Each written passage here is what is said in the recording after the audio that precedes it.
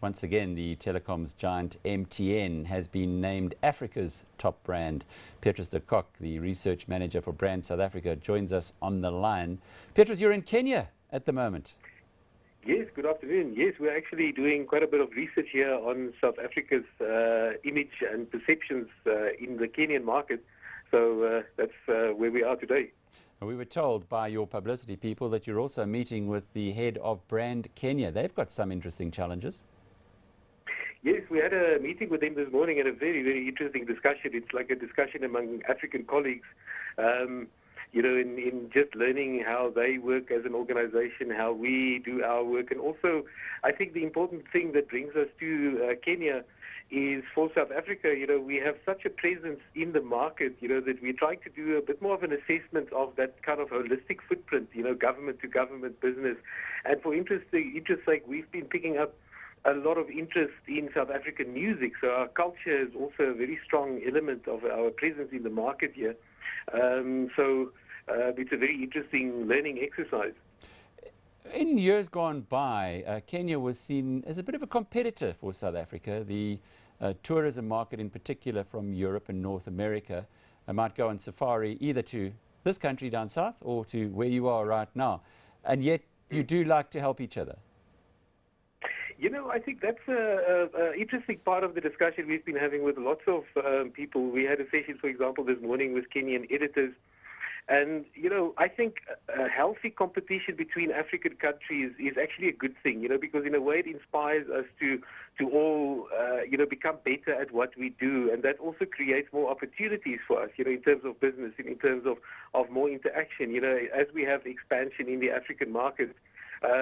In South Africa, in Kenya, in Ghana, Nigeria, and other markets, you know, that creates more space also for our companies to interact with each other. You know, the interesting thing for us in this research is, you know, when we talk on African issues like integration, we often speak about infrastructure, or we speak about port issues or bottlenecks at harbors and so forth.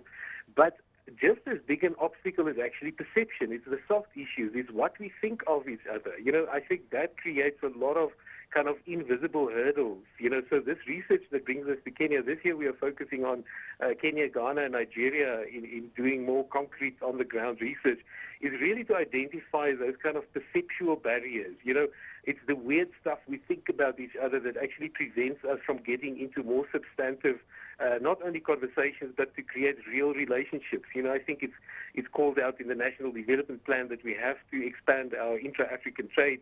It's called out in the AU and all these platforms. You know, so what we are actually at least trying to achieve through the research is say, but what are those issues that prevent us, you know, from creating better relationships and more interaction, basically. Petrus, I know it's a little unrelated to what you're doing in Kenya, but I have to mention that I've got you on the line, the magnificent advert that you guys put together on South Africa with the blind man, which has gone viral all over the world on YouTube. Has its success been greater than your whole team anticipated? You know, I think that was the SA Tourism campaign. You know, we also did one in the same time around 20 years of democracy. And yes, that advertisement has had a huge impact, you know, and I think that's one tool, you know, that kind of audio-visual, you know, putting it into your television channels and so forth. But, you know, the interesting thing that we are learning here in the Kenyan market, you know, is South Africa is quite a sophisticated market with so many different offerings, you know, that we also have to become, you know, we need to use those kind of instruments, as you say, you know, but at the same time, we also need to create a much more nuanced kind of a messaging strategy or communication strategy with our African peers, you know, just to get, sometimes we also need to do a bit of a reality check, you know, in terms of how we are seen, you know, so we have to use the television platforms, but at the same time, you know, how do you actually reach your decision makers? How do you kind of create a high level of familiarity with South Africa in our African peer environment? You know, we find in Kenya, through our research, quite a high level of familiarity with the country.